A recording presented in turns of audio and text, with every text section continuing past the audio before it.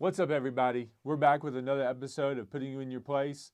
This week, we've got some really interesting things to talk about. Trump actually stops evictions. We're going to talk about that. That's a huge impact for housing all over.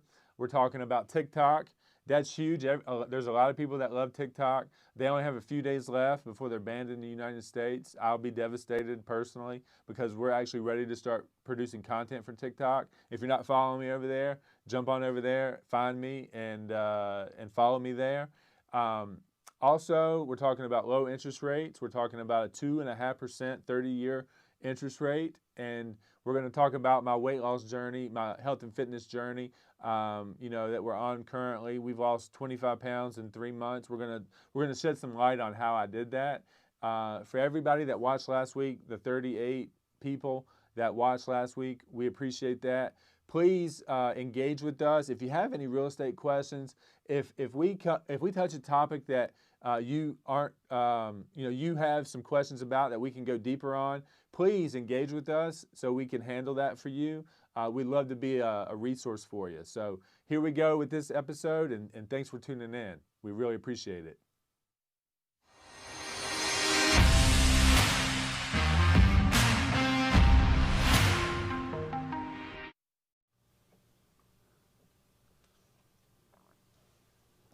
What's up, everybody? Another episode. Appreciate you tuning in today. We got a lot to talk about. And Weston, how you doing, man? I'm doing pretty good. Yeah. Yeah. Did you enjoy your Labor Day weekend? I did. It was nothing but work, but Gotcha. I don't do anything but work. So yeah.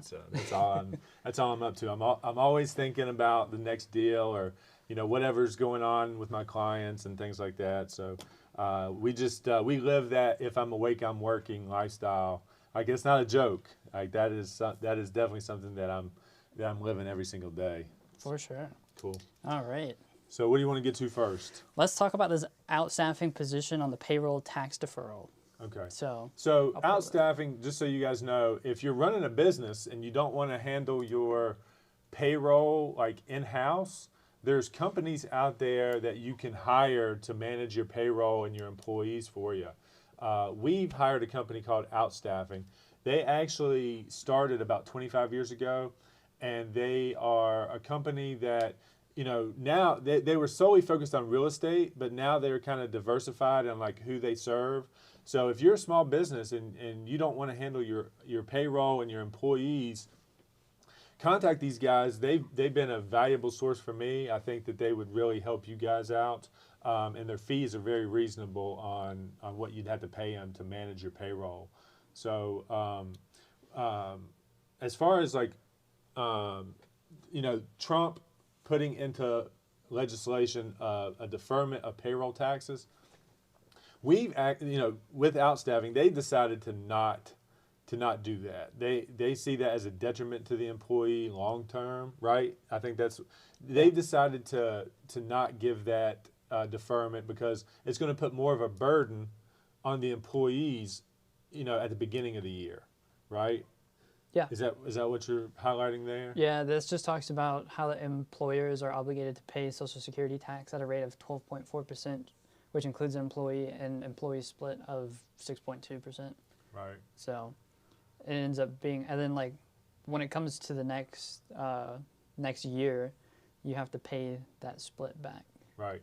So that you deferred. So I would rather not do that. If I was an employee of the company, it would seem like a detriment to me long term to do that. I mean, do you feel that way as an employee here? Like, if they did that to you, like it doesn't bring you any real benefit, does it?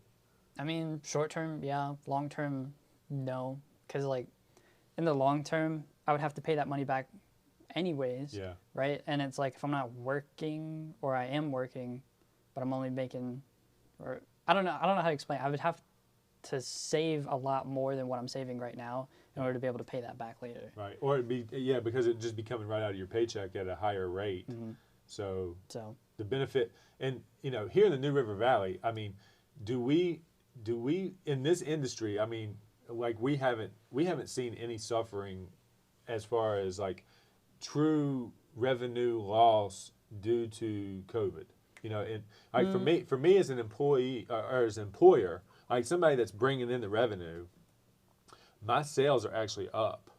So like it's hard for us to say that we've been negatively impacted on the business. Like I'm trying to find a way. Yeah. You know, I'm just completely honest. Like if there's something that we can take advantage of, if it's actually something that will benefit us, and if we can show that we had been impacted, I would be taking advantage of it. But there's not been any impact in my particular business because of it. So so I think it's a wise move from outstaffing to not do it, and I guess having the option of it is nice. You know.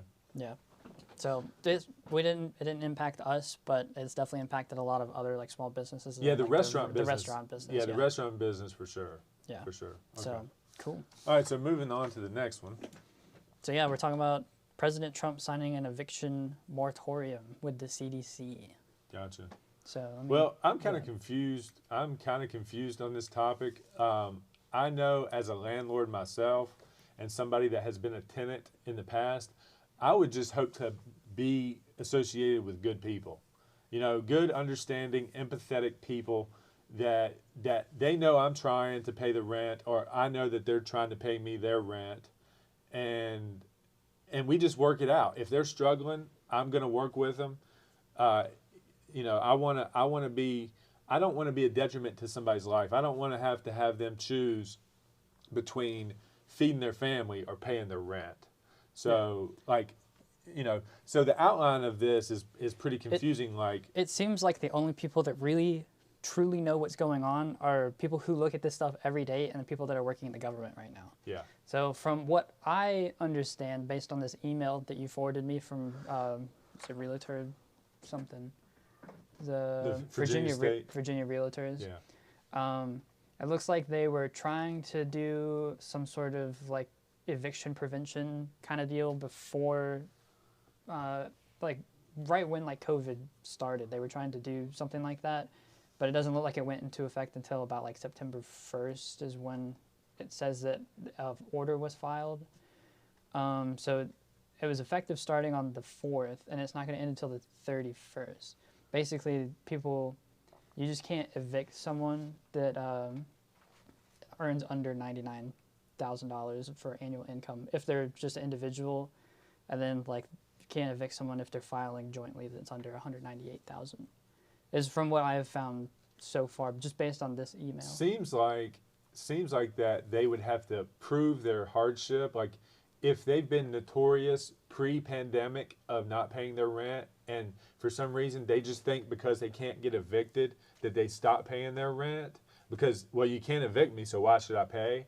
Like that is the formula for being evicted. Like if you think that you're going to take advantage of this because you hear news about not being able to be evicted, well, best believe if you go that route, then you will be evicted. I mean, in my opinion, like if you are not trying to communicate with your landlord, if you're not trying to do the right thing, like for my tenants, if they came to me with a hardship, I'd say, okay, what can you pay? When can you pay it? I'm not going to charge you a late fee. Like just pay me in increments that you can pay that still allows you to survive, but still puts some of your obligation to me in play, right? Like you're obligated to pay me. So if you don't pay what the lease says, I'm going to go and enforce that lease at some point. So just do the right thing. Communicate to the landlord in the best way that you can. You know, show them the burden you've come under, and just be completely honest and upfront with communication to your landlord. So that's my absolute best advice in this situation. So whatever this is, just do the right thing. Be a good person. On the landlord side, the same thing. Be a decent human being to understand what your tenants are going through. Okay? That's it. If you do that, you'll win. You will win if you do that. Yeah, it just after reading this, it just seemed very like subjective. Yeah. In terms of like how they can evict you, because it's like if you read this part right here, like the fourth part, it's like best efforts to make timely partial payments. that are close to the full payments as the individual circumstances may permit. So it's like you could say that like, oh, I don't have the money to pay for this, but like you have to like prove that, and like if it's not sufficient to the landlord, they could say no, that's not good. You know, it just seemed very subjective, and it seemed like a real like sticky situation for them. There's a lot of managers that if you came to them with the hardship that you have and say, hey, you know, I can no longer afford to live here, can you let me go and find something more affordable? They would actually be open to that, because then they know that they can probably release that property for more money to somebody that can afford it. Because especially here in the New River Valley, people are still working. A lot of people are still working here. So I think that the communication is the ultimate key. Like, do not dodge your landlord. Do not, because you will get evicted if you do that. Yeah. But this is just for like residential. This isn't for retail. Retail is a little bit different story. Yeah. So this article that I have pulled up here, it's talking about what a retail landlord is using in the D.C. area, or Washington D.C. area. Okay. So what they're doing is they're allowing payments of the minimum base rate at 50% if the city prohibits the tenant from operating their business again due to the C word. Can't say it, you know. Yeah. Might hurt the algorithm. But so 50%, and then the tenant has to repay that difference in 6 equal monthly installments starting on the first day after reopening. So if they're out of business due to this, they still have to pay 50% of the rent? Yep. That's crazy.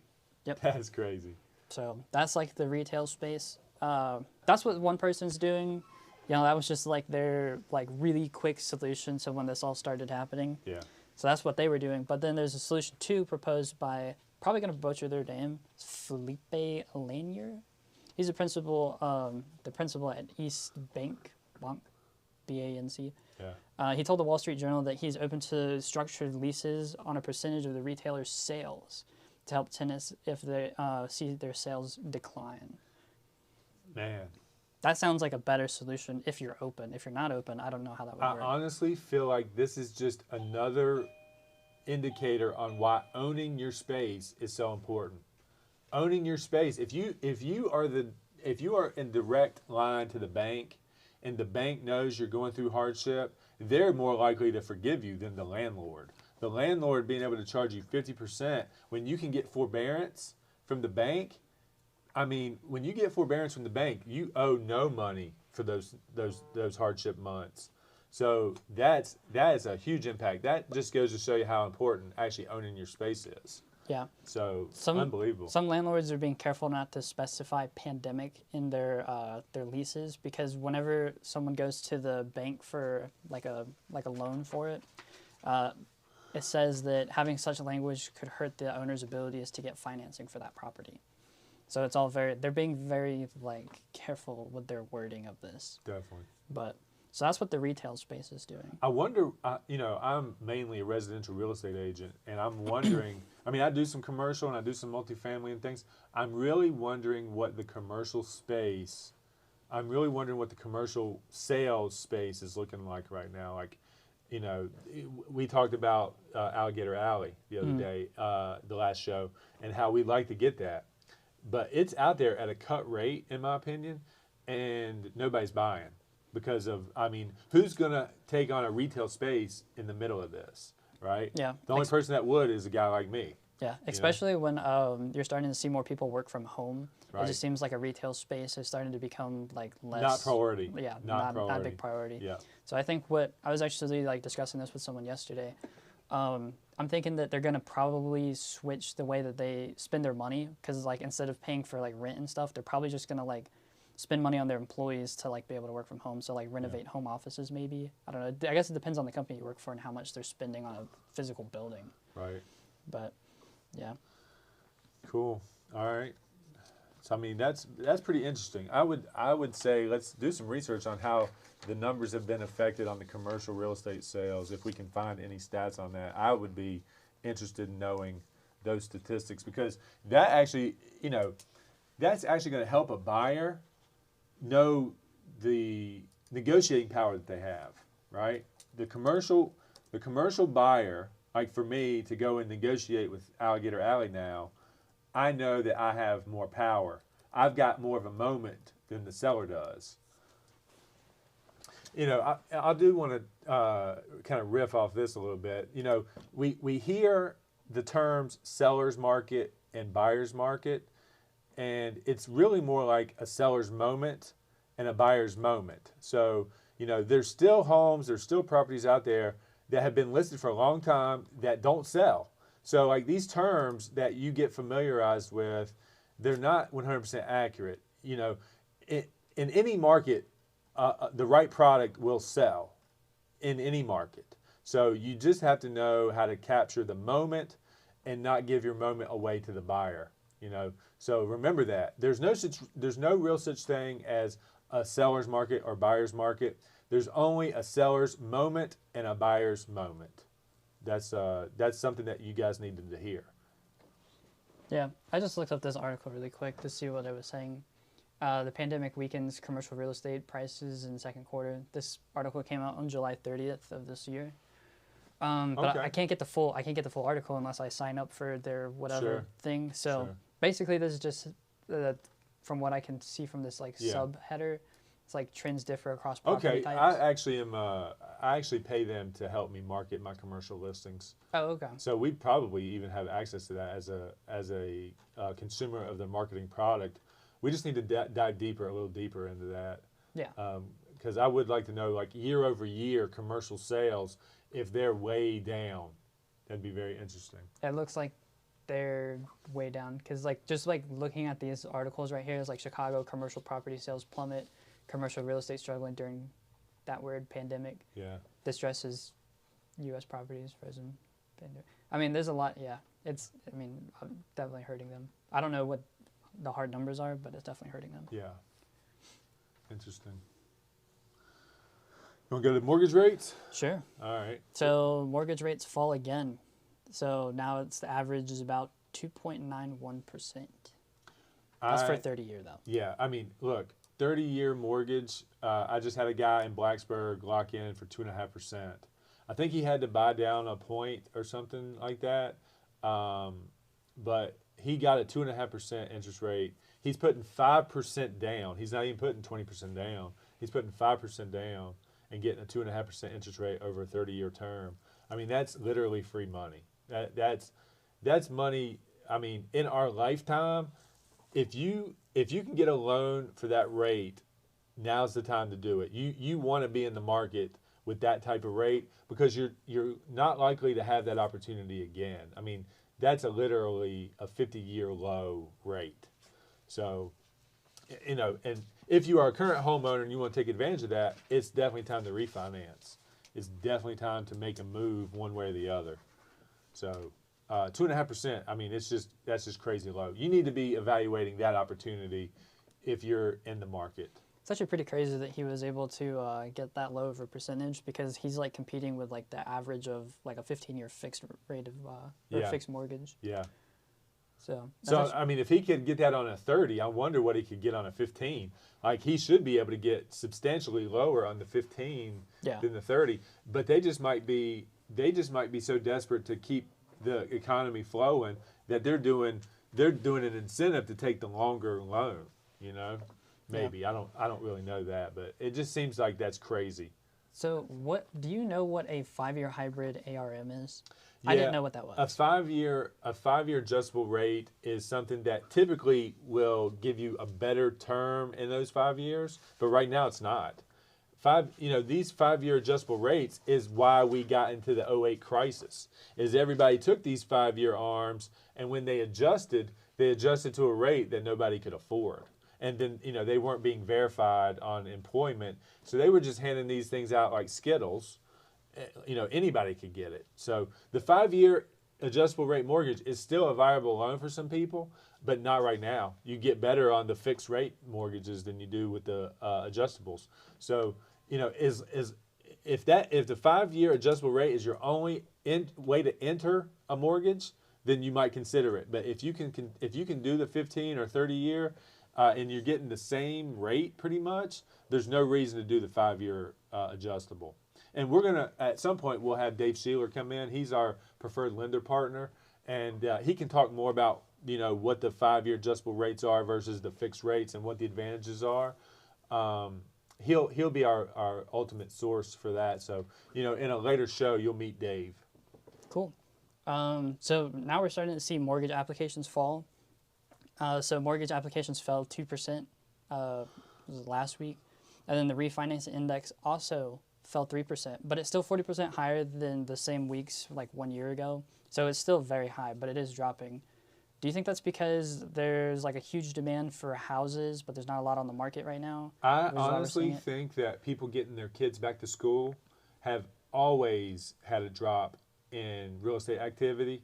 So as the country sends their kids back to whatever school they're going to, even if it's school from home, like everybody's kind of not focused in on their real estate needs. They're settling in for a time to get acclimated to the environment that they're going to send their kids to school in. So maybe that's it. Okay. But we do have a inventory shortage. I mean, we do. I mean, there's just nothing available. I mean, I've got a pipeline full of buyers that have no opportunities to get in. So it could be a combination of both. Because not everybody has kids, right? So true. So there could be a lack of inventory. But I think this is just the time of year that people slow down on that focus and go and focus on a couple different things. I gotcha. Yeah. Yeah, the article that I found this information from said that lenders are reporting that a strong demand for home buying is coming from a delayed activity from the spring. So do you think that it's like spring started, pandemic happened, so people weren't buying homes, and then they all came in at like the summertime, and now we're starting to see a decline because less homes, people going back to school. Well, we've had a year full of no inventory. I mean, the inventory shortage has been throughout the year, and it kind of got enhanced during the pandemic. Like everything kind of came to a screeching halt because they were really trying to figure out how to navigate through the pandemic. So as soon as we figured out how to navigate through, everything ramped back up. I mean, everything really kind of took off again. So like coming out of like December of 2019, there just weren't that many homes on the market? Exactly. Okay. Yeah, exactly. I gotcha. So now we're seeing that homeowners are willing to blow like a majority of their budget on a home and go over their budget just to secure these like low interest rates. Well, I think that's just a matter of fact through the annals of history. Like people want to, I mean, if you look at people purchasing and their consumer behavior, they've been willing to go over their hopeful budget for the right product almost forever. I mean, that's just if they find what they're actually looking for and they think that it's got the value, they're going to pay it. Yeah. So there's got to be a point though where it's like you spend so much on a house at that point it wouldn't even be worth getting a lower interest rate, because then you'd be either paying the same amount for a cheaper home with a higher interest rate, right? So I feel like like I said, are people even like taking that into consideration? People are going to justify the little bit more house because of the interest rate, simply because they get more. Yeah. I think that when it comes down to value versus like actually what they need, they can probably, and it's so competitive too. So they get put into this sense of urgency that if they find something, even if it's a little bit above budget, they'll justify it by the good interest rate, and they actually have enough house. Oh, okay. So yeah, I mean, there's a lot of psychology that goes along on why people purchase the things that they purchase, even though when they originally set out to only pay this, like the lack of opportunity, that would be one. And then the fact is that they get an opportunity to get in with a lower interest rate. That's another justification to go a little bit above. So there's just like consumers typically like 90, I don't know the percentages, but if I just map my own consumer behavior, I know that if there's when I bought my Range Rover, right? When I bought my Range Rover, I didn't want to spend 40 grand on a 3-year-old car. I didn't want to. But when I seen it, and I knew that that was the brand I wanted. It had some features that I didn't even anticipate. It was the model above what I could get, and I could walk out of there with no money out of my pocket to get it, and the payment wasn't that out of control. Sign me up. Yeah. Yeah. 64%, by the way, of how many people are willing to go over their budget to secure a lower interest rate. Yeah. Or at least that's what the article said. Right. I don't know. It just seems to me like, I don't know. I like to budget my money. Yeah. And I'm like always looking at it like every week. So I just feel like going over, just like going over budget doesn't make sense to me. I would just rather stay within my budget and just try to find a home to secure a lower interest rate. I think that's very practical and reasonable. Yeah. And a lot of people get into these situations. They get into these situations where they get emotional and they forget their logic. Yeah. Okay. And you know, the product that they're looking for, plus the salesperson creating the urgency that they need to close the deal. Like, there's a lot of tactics going against logic. So you just got to really know. Like, you, as a consumer, you got to, if you're gonna walk purely on budget and logic alone, then you got to be willing to let that product that you want, that you'd be highly happy with, you've got to be willing to not get it. Yeah. You got to be willing to pass it. Yeah. So I don't know. That's just a discipline thing for me, because like Definitely. Right. If you can create that in your life, you'll be majorly successful. Because like right now, looking at like another car, sports car, right? And you know, I was talking to someone over the weekend about it, but it was like they didn't do the price that I wanted. They couldn't answer a lot of my questions. So just because of that, I was like, yeah, I'm probably not going to get it. You know, just because like if you they just weren't willing if to you work can with be me. happy walking away from the opportunity, man, more power to you. A lot of people can't do that. Yeah, but see, like that car for me, that would be a lifelong car. I'd keep that car forever, but they weren't willing to work with me, so Yeah. whatever. So there'll be another one day. I'll probably be even better equipped to buy that car, bigger down payment, all this other stuff. So yeah, your investment portfolio will be a lot bigger at that point. yeah. That's another reason why I didn't buy it, because you know I knew Tuesday was coming, so you know. Right. But we'll talk about that in a second. Sure. So, all right, moving on to the business world, whatever else has happened in the business world. So this happened a little while ago, but I still think it's worth talking about, because Best Buy had a super impressive earnings in quarter 2. They earned $9.9 billion in revenue. That's a really big number. Now those stats are reported that's pre-pandemic revenue, right? No, quarter 2 earnings. When do they report quarter 2 and quarter 3? So quarter 2 earnings are reported at like around the beginning of quarter 3. So quarter 2, that's like April, May, June, somewhere around there. Yeah. Maybe like the end of March. You know, because like Yeah. the quarters April, are like May, and June. Yeah. yeah, April, May, and June. and the quarters are like kind of different depending on the business. It's like a few weeks before, a few weeks after. You know, it all depends on when they do their reporting. Right. So this was technically during pandemic, Gotcha. right? So the way that they earned $9.9 billion in revenue was first the e-commerce boom. Everyone's buying stuff online now. People aren't wanting to go in stores. Stores are closing. So if you had a strong e-commerce section of your like business, that just like exploded. You know, we've seen Amazon. I'm kind of surprised that they were able to compete in that space with e-commerce as a number one source of sales with the likes of Amazon. Yeah. That's really interesting. Yeah. Well, I think probably I think Amazon probably most definitely beat them out in quarter 2.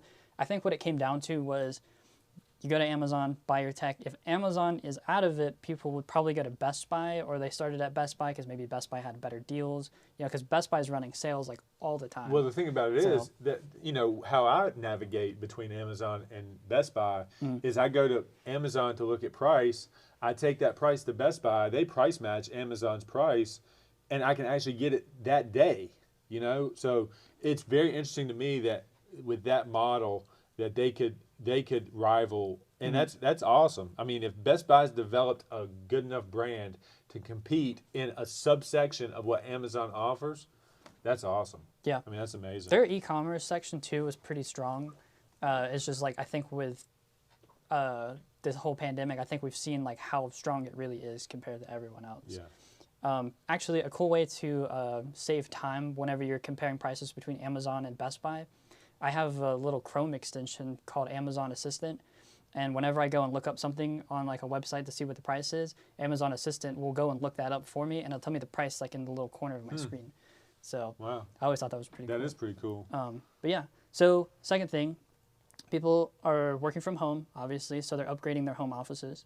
So they're just, buying a bunch of tech so that way they can work at home. Because I'm sure when they're at work, they have, 2 monitors, keyboards, all this stuff. But when they get home, it's just like their laptop or something. So they're probably working on their home offices. And then back to school is a lot different than it was last year. There's a lot of kids, especially in college, working from home or schooling from home. So the parents are buying their kids all kinds of gadgets that they can use to work from home, tablets, Chromebooks, etc., whatever you would need. I guess it depends on if you're, let's say you're like an architect, your parents are probably buying you the digital pin pad so that way you can draw on your computer and stuff like that, which would, normally be provided by a college. Right. So parents are buying their kids all kinds of tech, and then consumers are spending increased in July due to stimulus checks and increased unemployment benefits. This is for, like, I don't know what the majority of Americans are, because there's been people that are like, oh, I didn't get my stimulus check, and there are other people that are saying yes. So the number for me seems kind of skewed in terms of how many people did it, but they're more willing to spend money because now they have this extra, that's what they were for, is the extra stimulus to be put back into the world. Right. But it just dropped quickly after that, however, from what Best Buy was saying.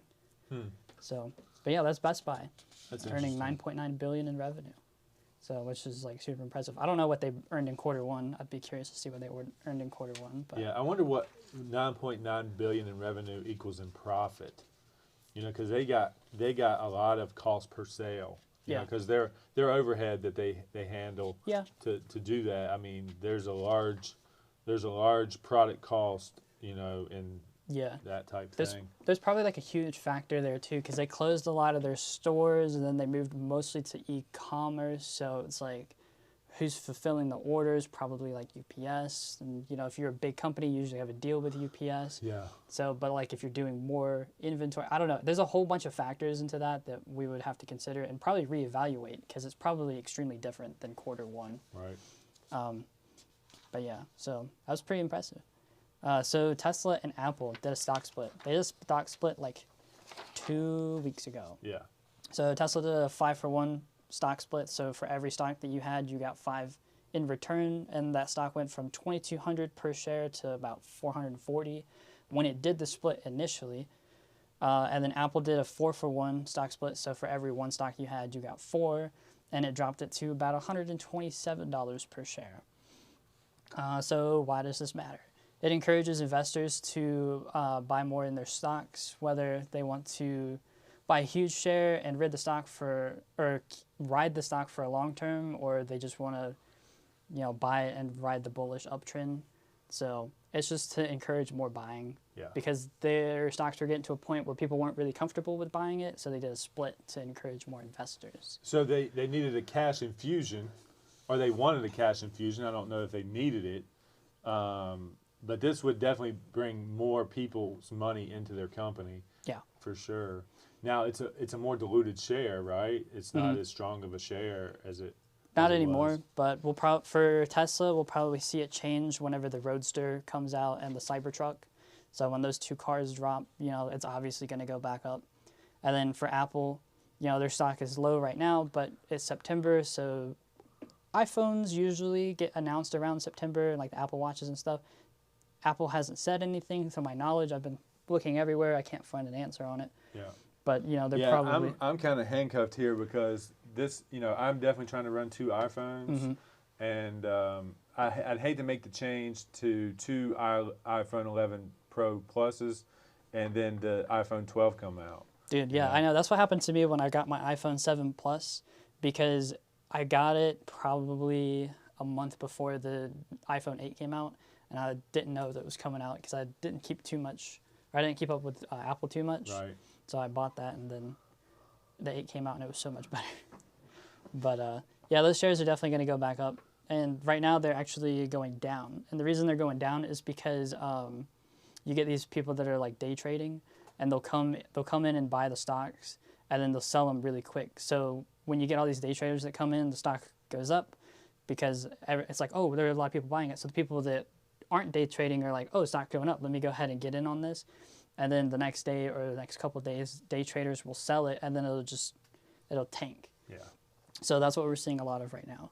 But like, I knew that was going to happen, so I waited a week. What day trading heaven this market is. Yeah. I mean, if you got some formula right now that you can execute, there's all kinds of people. There's all kinds of people like touting like, day trading like major success. I guess this would be a good way to segue into TikTok. Like there's an investing TikTok, like where you just see like all these people saying, buy into this penny stock, and then they gave you this advice, and now the things like triple the value, that type thing. Like that's super interesting. Like if I had the time to like educate myself, I'd certainly want to try to get in and out the way that these guys are manipulating the markets to make a profit every day. I mean, it's crazy. Yeah, like I think what I would want to do is I'd want to find like one of these investors and then go and like buy their course, just so that way I can get into like whatever chat they're using. Because I've seen a lot of these like day traders, they're using Discord as like a chat room. Yeah. And they'll put like bots into those Discords that track markets, and they'll, I guess they have like their formula so they can tell you when to buy and sell stuff. Right. So then you just create this team of people who are like buying and selling all the same stock, and then, if you get Pump and dump. If you get too many people in there, it'll just totally skew the market. Yeah. If you get too many people like that, it's crazy. Definitely. But so what do you think about TikTok? What's your personal opinion on TikTok? So TikTok for me, I wasn't really into the app at first because I saw like the ads for it, and I was like, yeah, this is kind of a weird app. It was just like kids dancing and stuff. Yeah. I was like, eh. But then now that I've seen it turn more into like more of like a Vine, or what Vine used to be, I've gotten a little bit into it. I wouldn't say it's like my most active app that I'm using, but I think it's a great app for what it is. For me, that's where all my social media attention is right now. I mean, I'll go through my notifications on Facebook. I'll reply to Facebook. I go to Instagram. I'll see what's going on there for a second. And then I'm spending major time just looking at TikTok and like how these people are creating their content. Like there is some major talent on TikTok. Yeah. And, with the Creator Fund and everything that's going on to help people go to that platform and actually earn a living. I mean, it seems to be a legit threat in the social media game. Oh yeah, for sure. If it wasn't, Instagram wouldn't have made Instagram Reels, which is a flop, by the way. Definitely. Right now it is anyway. Yeah. For sure. Until it, TikTok doesn't meet their time frames and they get banned. Like Instagram's ready to take over if TikTok gets banned. But man, that would be such a travesty for so many people that have used that platform to change their life. Yeah. And I think that's a major opportunity. I think to build that app the way that it was built, as thoughtful it was as it was, the thoughtfulness behind that app with the editing and like the way that you navigate through it, if you can really master that, you can literally change your life through that app. I mean, it's amazing. Yeah. I mean, there's some very substandard, like I feel like I would be a talent if I could just get to the point of posting, figuring the things out. Like I feel like I could have a presence there. The people that have already done the hard work, man, kudos to you guys. Like amazing job what you guys have done, coming from nobody to somebody. I mean, it's very encouraging to see that. So, I mean, I've been very entertained by a lot that I've seen on there. Yeah, for sure. So like the people that are trying to buy TikTok right now, so we'll see I think what's going to happen is TikTok's going to disappear for a minute, maybe like a few months, and then it'll come back as something either the same as TikTok or it'll come back as something a little bit different. Yeah. So the people that are trying to buy it right now is Oracle. They're the ones that make like the Java programs and stuff. And then Microsoft or Twitter. So Microsoft right now is the biggest contender for buying TikTok because they just have the most capital that they can put into an app like this for what it's worth. Yeah. But at the same time, TikTok is worth a lot, so they need a little bit of help. So apparently they're partnering up with Walmart to buy this app. So that's weird. It is weird. I couldn't really understand why. I read into it. It was really weird. So Walmart has a service called Walmart Plus that they could add. It's like Amazon Prime for Walmart, basically. And basically what this is going to do is going to increase more traffic to Walmart, like for their e-commerce sales, so that way they can compete with Amazon. That's like the idea behind it. I don't know how well that'll work. Yeah. Because it's something totally different that I For can't Walmart even recall to happening. enter that space seems strange. Seems weird, but Yeah. like at the same time, I commend them for it because they see a huge opportunity, and they're trying to take advantage of it. Yeah. I don't even know if Amazon does it. I guess the only thing that Amazon really does that's like that is they bought Twitch like a while back. I don't remember what year it was, and like if you're an Amazon Prime member, you get like certain benefits with that, like free subscriptions to your favorite streamer. Huh. You get like free items in your games and stuff like that. Interesting. So that's the only thing I could think of that kind of competes with it. But TikTok I would say is so much bigger than Twitch right now, just because of Definitely. how lucrative it is. I mean, I see Twitch streamers taking some of their content on TikTok and trying to drive you from TikTok to Twitch. Yeah. I mean, Yeah. that can be a source of driving people to the channels you need them to go to as well. I mean, so much attention's being put on it. It's just a must do. If you're a content creator, it's like a must do. Yeah. It has to be. That would be really, so maybe what it'll do is it'll give content creators the ability to do like affiliate programs through Walmart. Maybe. That'd be cool. I could see that happening. Yeah, that'd be cool. Well, will that happen? I have no idea. I have no idea what they entail if they do get TikTok, but I'm very curious to see what happens because it's something very strange to me. But then Oracle, the people that make Java programs, is like I would say the second biggest contender. You know, if Walmart's stepping up with Microsoft, they might not be as big a contender as I thought they would be. Right. But they are slightly favored by the president, who's banning TikTok, because apparently he has some friends that are on their board. So he's kind of favoring Oracle. I don't know if that has any say into who buys If it TikTok. gets any weight, right? I don't think he has that authority to tell people what they can buy. But you know, that's just like so if they do get it, I'd be very suspicious about that they beat out Microsoft and Walmart. Yeah. But then, you know, Twitter down there, they're the underdog. they're trying Dude, to pick up TikTok. That would keep Twitter a viable, profitable business. I mean, Twitter is. I don't know that Twitter's profitable right now. I think everybody goes to Twitter as a complaining tool. Like if you got a gripe, the only time I'll go to Twitter is if I don't buy the UFC pay-per-view, and I'm watching people comment on the action on the UFC fight, you know, or some sporting event. But otherwise, I just go to Twitter as like somewhere that I can complain to a company that they didn't do a good job with service or something like that. Looks like they're doing pretty good for 2020. I guess a lot of people are on Twitter right now because they got nothing else Well, to the do. political thing, you know, I think Donald Trump probably keeps Twitter a viable source of attention because he's mad on Twitter. Yeah. You know?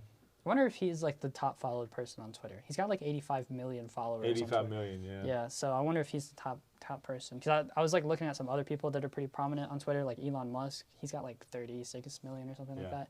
So, I wonder where, like, you know, the top people on, like, Instagram, like Selena Gomez. Selena Gomez is, like, the top person on Instagram. I wonder what her Twitter looks like if she competes on... You would think that if somebody has a big amount of followers on one platform, that they would rival the same amount of followers on the other platform.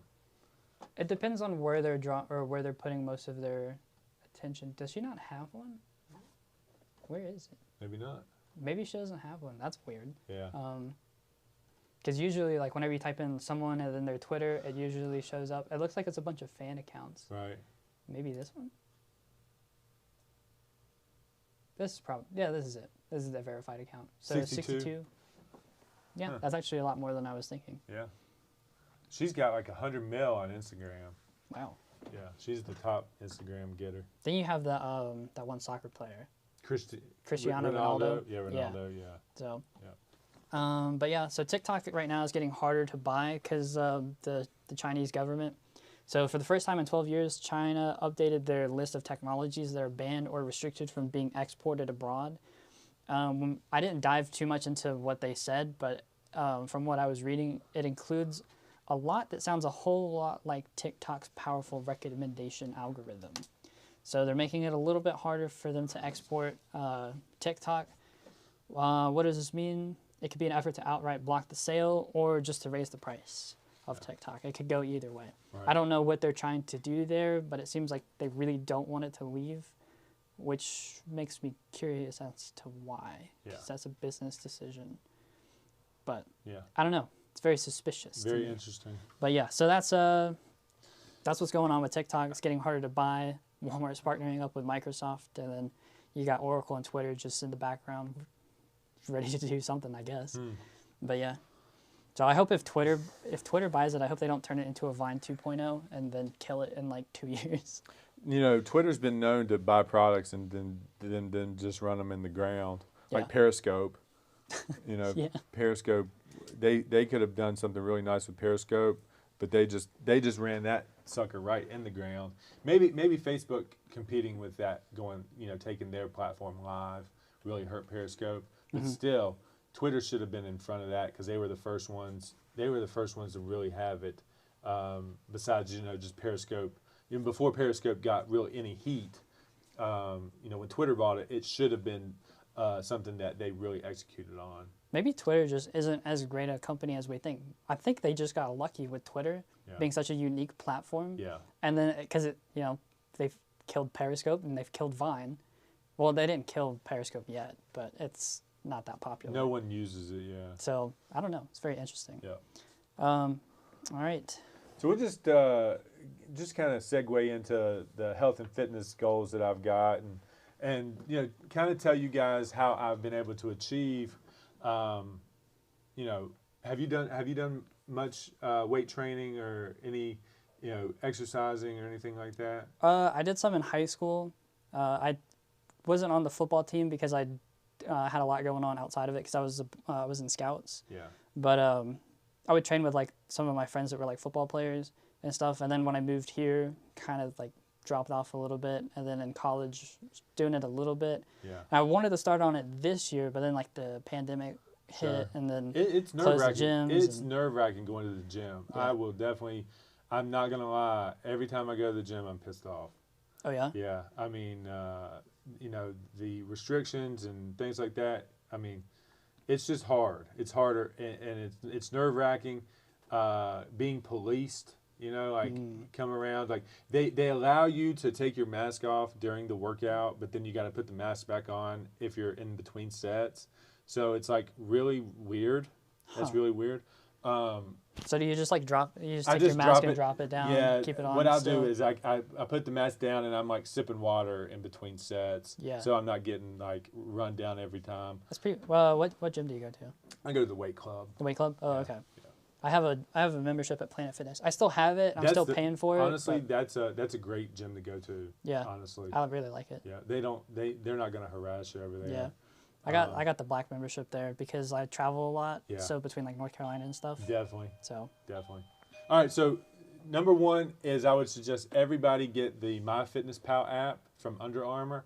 That's something that you can put on your phone. You can track your nutrients through the day, the meals that you're eating, and in the premium membership, you can in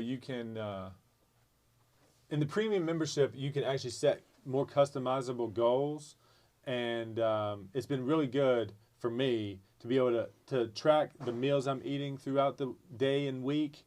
Some of the foods I'm actually eating, I'm really enjoying. I'm being able to take out like high calorie type foods and replace them with things that I still enjoy. I've got a couple of them today actually. This has been a game changer. The Diet Sunkist has been the absolute savior because I definitely like soda. I like, caffeine, that type thing. This has been, this goes from 50 grams of sugar on the regular to 0. It goes from like 200 calories to 0. So this has been a really big impact in my diet. This drink, the Core Power Elite Chocolate 42 gram protein drink, supplementing a bunch of high protein stuff into what used to be a high sugar, high carb diet. Now it's more no sugar, high protein. That's been a game changer as well. And then for a snack, this right here, the Smart Pop. Smart Pop popcorn to replace chips, and then you put this little sour cream salt topping on it. Man, that's 100 calories a bag. That has no calories. So these three things are something, for breakfast, like pre-workout type thing. At nighttime when I need my soda fix, and then the nighttime snack. I mean, these things are really a replacement for, your chips, your sugar soda, and, you need something high protein to start your day. This is an excellent source of it that you don't have to do any cooking. You don't have to do any cooking to get 42 grams of protein. 42 grams of protein in one meal, that's hard to do. I mean, a chicken breast is 38 grams of protein, and you got to actually make that. So you're getting more protein in this drink than you would be in a dry chicken breast. So, and then lastly for this show, I mean, I'm going to continue to do this maybe once a month just to kind of show you guys. But this Kirkland Signature Protein Bar is a great thing too. I mean, if you just need, this has 21 grams of protein in it. So pretty much I changed my diet. It was a high fat, high sugar diet that probably had more than 3,000 calories in a day. Now I'm eating high protein, low calorie, dense food. And I'm maybe making it to 2,000 calories a day, but I'm full. I'm actually full. And so what I was actually able to do is find a couple guys on YouTube, and you guys should look them up too. One guy's name's Greg Doucette. He's an IFBB pro, which is like the highest level of bodybuilder you can be. I don't actually know. I think it's International Fitness of Bodybuilding or something like that. I'm not exactly sure what the initials stand for, but he has competed 59 times in bodybuilding shows, most of them natural. And, when you get to the Olympia stage, you're not a natural athlete anymore. So he's upfront about, the supplements he takes to get himself there. But still, the diet that he puts you on is very healthy. If you're looking to lose weight, this is some of the items that I've used over 3 months' time, with weight training. I'm going to the gym and doing things to move my body. So I'm not just eating this and doing nothing, but this is definitely helping me achieve my goals. And if you want to talk more about this, we love questions about it. 25 pounds in 3 months. I am proud of myself for doing that. And I feel like I can help people do the same things and help you guys make better choices in your goal to lose weight.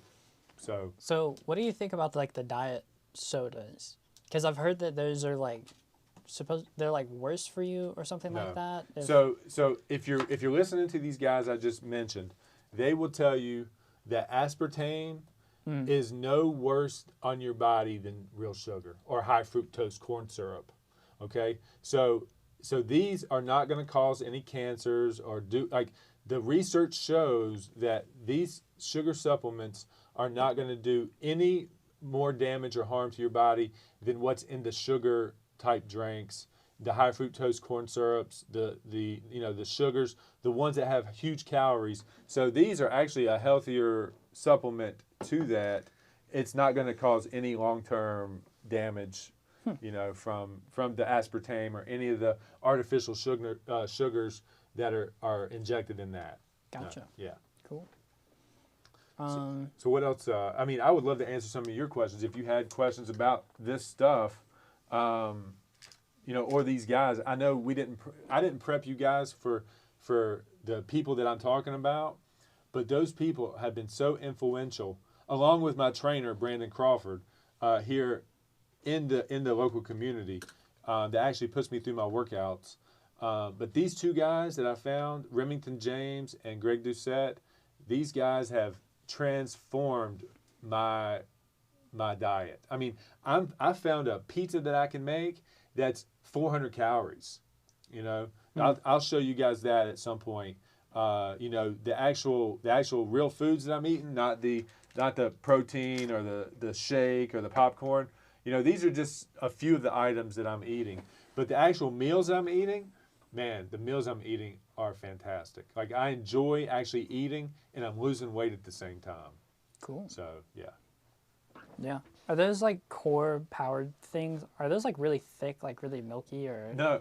I mean, no. They're No? easy Okay. to drink. They're not. They're like, you know, the protein shakes that you make with the shaker bottles. Yeah, That it's are like- just it's like nasty that. to get down. Yeah. Like, these are enjoyable. Okay. And Yeah. it's 42 grams of protein. Yeah, because I like tried was it like muscle milk or something like that? Yeah. That was just like really Oh, thick, and yeah, I had a muscle hard milk, time no. drinking that. This is the only one I recommend. And the Okay. only the chocolate, like the vanilla or strawberry, they're garbage too, in my opinion. Like, Okay. this one is the only one I enjoy. It's actually good, and like, I enjoy drinking it. Gotcha. Yeah. Cool. All right. Um, Well, yeah. we'll get into next week. I mean, next week is going to be phenomenal. We're going to have Derek now in here. He is a great friend of mine. He's a client of mine. He's got some perspective that I want. I want you guys to know as well. Like, the perspective of, you know, the local black community here and what they're thinking and feeling. And we're going to have some great discussions with him. And I'm really looking forward to that episode. So I appreciate you guys. Come back next week. It's going to probably be it's probably going to be out of the shows that we've run. I'm looking really forward to that one. So join us next week, 2:00. If you enjoyed our content, you know, like, subscribe, share this stuff. We really need that support. You know, and until next week, I guess. You know, we'll see you then.